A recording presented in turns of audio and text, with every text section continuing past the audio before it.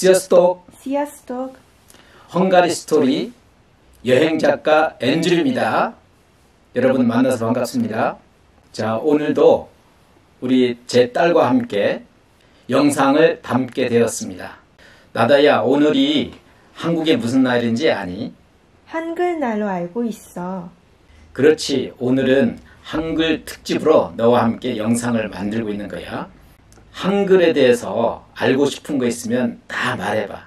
한글은 누가 만든 거야? 조선시대에 4대 왕이었던 세종대왕이 1446년에 만들었어. 10월 9일에 선포를 하여서 처음 백성들에게 알려진 것이지. 지구가 생기고 나서 언어가 만들어지고 선포된 날을 기념한 날은 한국밖에 없어. 그러면 다른 나라 언어들은 만들어진 날이 없는 거구나. 그렇지. 다른 나라 문자들은 오랜 세월을 거쳐서 조금씩 변화하면서 오늘날에 이르게 된 것이지. 그런데 한글은 만들어진 동기와 목적이 분명한 문자야. 한글이 그리 훌륭해? 어이, 그럼. 한글이 다른 나라 언어에 비해서 훌륭한 점은 뭐야? 한글이 다른 나라 문자와 비교해서 훌륭한 점 첫째는 가장 배우기 쉽다는 거야. 너는 유럽에서 태어났잖아. 나는 너가 한국어를 이렇게 잘하고 읽는 것도 잘하고 쓰는 것도 잘하는 것이 너무나 자랑스러워. 마치 한국에서 태어난 것 같아. 너는 한글 쓰는 것이 좀 어려웠니? 아니, 별로 안 어려웠어. 맨 처음에 아빠가 가나다라 아야어어를 가르쳐주고 서로 조립하는 것을 몇 번 하니까 신기하게 되더라고. 거봐, 엄청 쉽잖아. 너는 헝가리 유치원에 다니고 헝가리 중등학교 다니고 헝가리 대학교 다니잖아. 한글은 특별히 배운 것도 없는데 너는 쓰고 읽는 거를 참 잘하잖아. 그러네. 생각해보니까 그렇긴 하네. 사실 내가 특히 한글을 공부한 것은 없는 것 같아. 그렇지. 부다페스트에 교민 자녀들이 가는 한글 학교에 너를 보낸 적이 있어서 반년 정도 될까? 토요일마다 한글 학교 운영했었잖아. 그런데 거기 반년도 안 다녔어. 그런데 거기에 가는 어린이들이 전부 거기서 영어로 얘기를 하는 거야. 그래서 너희들이 기가 죽을까 봐서 나는 너희들을 오히려 한글 학교에 보내지를 않았지. 그래서 너는 한글을 제대로 배울 기회가 없었던 거야. 그런데 너는 한글을 잘 쓰고 잘 말하잖아. 물론 집에서는 한글로만 대화를 하고 한글로 책을 읽고 쓰기도 했지. 그런데 너는 해외에서 태어난 아이들 중에는 한글을 잘하는 아이들 중에 한 사람이야. 쓰고 읽는 것도 마찬가지. 나를 보면 한글이 그다지 어렵지 않은 문자 같아. 한글이 훌륭한 점 두 번째는 소리 글자라는 것이야. 이 세상에 있는 언어 중에서 가장 많은 소리를 표현할 수 있는 언어가 바로 한글이야. 예를 들어서 일본어는 약 300여 개의 소리를 표현할 수 있고 중국어는 한 400여 개의 소리를 표현할 수 있어. 그런데 우리 한글은 10,000여 개 이상의 소리를 표현할 수 있는 글자야. 이 세상에 한 300여 개의 언어가 있는데 그 중에 90% 이상은 다 표현할 수 있는 문자라고 볼 수 있지. 굉장한 언어구나. 그렇지. 그런데 더 훌륭한 것은 쓴 대로 말하고 말한 대로 쓸 수 있는 문자야. 예를 들어서 A, 영어의 A 있잖아. A는 어 발음도 나고 에 발음도 나고 아 발음도 나. 그 단어에 따라서 발음이 다른 거야. 한글은 한 문자에 한 가지 발음만 있어. 그래서 로봇 시대에는 최고의 문자라고 볼 수 있지. 그렇구나. 언어 테스트를 했는데 여러 나라 학생들을 데려다가 아프리카 원주민 소리를 내고 새 소리를 내어서 받아쓰기를 해봤어. 소리 나는 대로 써보도록 한 것이지. 그런데 다른 사람들은 어떻게 이거를 써야 될지 거의 20% 30%밖에 쓰지를 못해. 그런데 한국인은 가장 빨리 써냈고 95% 이상 거의 비슷하게 써냈어. 가장 빠르게. 그리고 나서 한국인에게 물었어. 쓰는데 어렵지 않았어요? 한국인은 그리 어렵지 않았어요? 라고 대답을 했어. 그런데 다른 사람들은 시간을 많이 줘도 어떻게 표현할지를 모르는 거야. 한글이 정말 좋은 문자인 것은 이제 알겠다. 너 뻐꾸기 소리 어떻게 내는지 아니? 뻐국뻐국 하잖아. 그렇지. 닭은 어떻게 울지? 꼬끼요 하고 울지. 그렇지. 강아지는 어떻게 짖지? 여러 가지로 짖는 것 같아. 워워라고도 하고.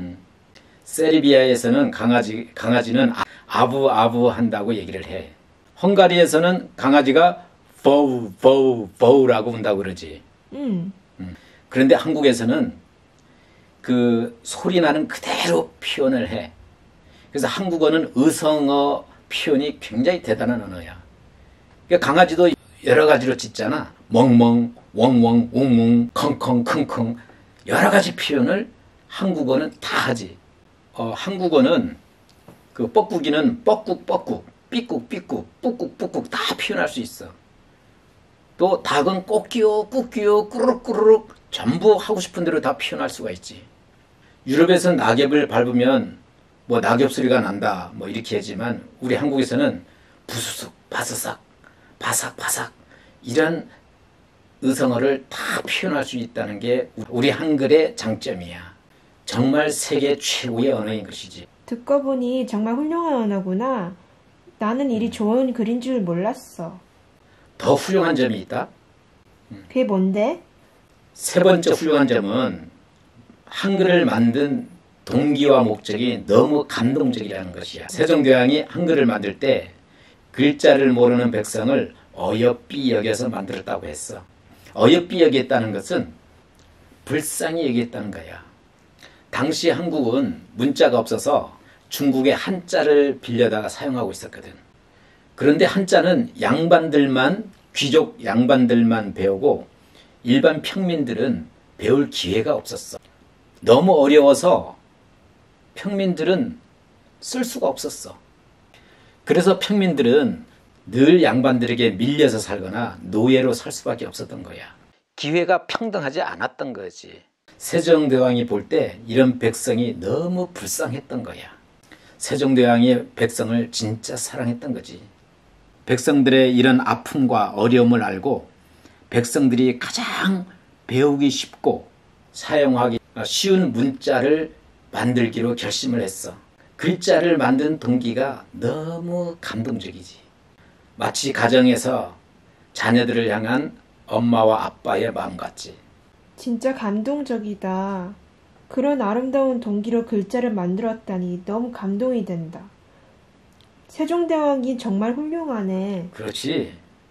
우리나라에 이런 인물이 있기 때문에 우리 안에도 이런 DNA가 있는 거야.